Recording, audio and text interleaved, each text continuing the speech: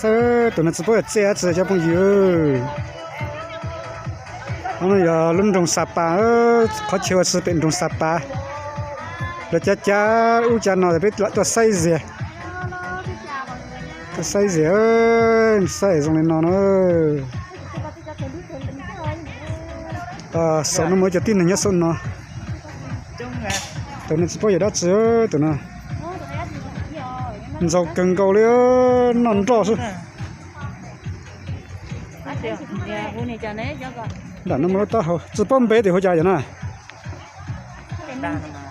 lạt đạp à cho cái nhớ là hồi nhớ lạt đạp này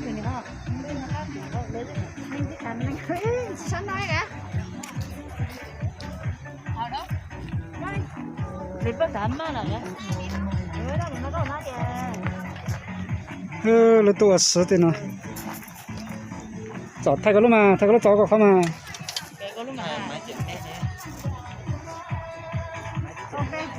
cho một món đồ sao sát thế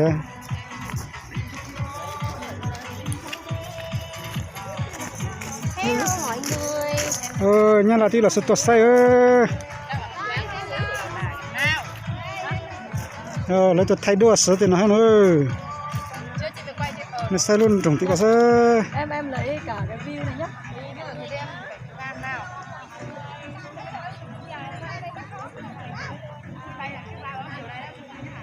nó mới chạy tẩy lấy bữa chạy tẩy nó một trọ sai một chả nên nó cũng một sai cho phong dừa nên nó cũng một sai nữa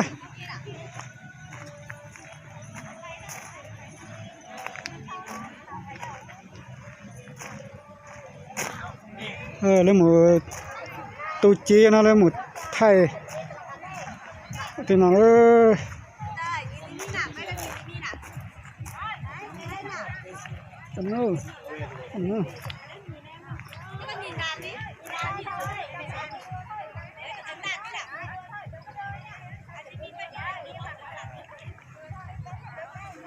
nước chân trùng nó có cỡ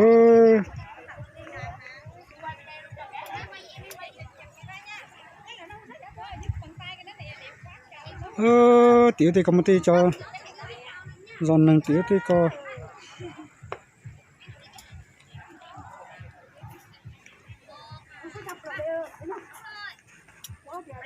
một số tôi tiếng chọc à có một số tiếng chọc à nghe trong một cái rất giống xe cái này xe lại chọc rồi lấy tôi tên nó sẽ rõ dị cơ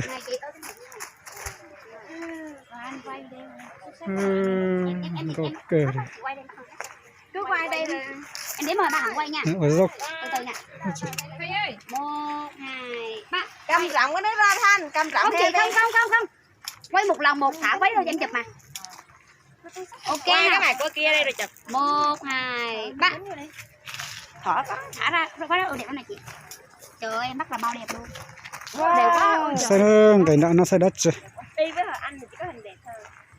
Lên nhất sẽ tên nó chọn xe này.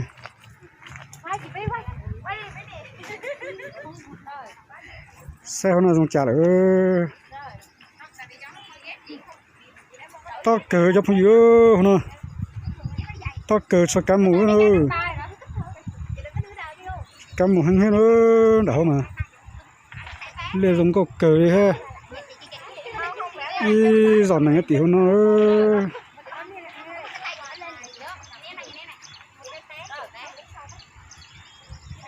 Đi cần cầu bây giờ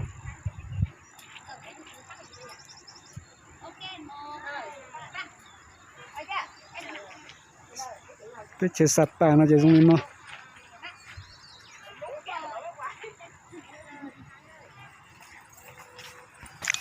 sạch tẩy nó dùng nó sẽ sạch tẩy nó dùng nó sạch tẩy tin này ok nha 1, 2, 3 Em nói kiểu nó làm thêm không chị quay mà lương mất cười lên chứ đang có mặt đâu không thấy được á cái này cái lương mất em 1, 2, 3 giờ quay một phát thì chị Thảo quay lên đi chụp nha ok không chụp chị hướng cái mặt chị qua bên này tí bên phải không mua lên nhau nè sáng sao rồi bây giờ đây xíu rồi chị quay một hai ba thả là các bạn không quay em thấy luôn được không? Ê đéo chị chính nước kìa. Mua xây khâu nữa nè. Thôi nén nè, đang do nè. Trời ơi. Từ sao đi về cái Cái diễn là cái cái trái này này. này, em rung này. Thì đây điện thoại đâu luôn. Ok. Đây như đây có chụp được tấm nào không? Quay đi quay em mới dễ. Ok đến 1 2 3 đi quay. Là cha rồi trong này nó số mà. Em mới lột được về chị với. Là cha rồi trong này nó số. Chân tầm bê lùi thế này trong này nó số. 1 2 3. Đi ra đâu chừng không? Hôm nay ở đây nắng. Em chụp được tấm nào không? Chụp hình. Đó nè anh. Gì đó hả? Chân kìa, chân kìa. Chân trước nào, em nào, trước em nào. Nặng em, đúng rồi. Sao trong này nó số. Em mình còn nhiều cảnh đâu mọi người. Đi lên đi kia đi. Anh. Đi hả anh? Ai em hả? Nè tì về nó thôi. Tì về nó chọn này. Bây giờ nha. Chị quay qua chị quay. Chọn này chạy tay nó nó sao.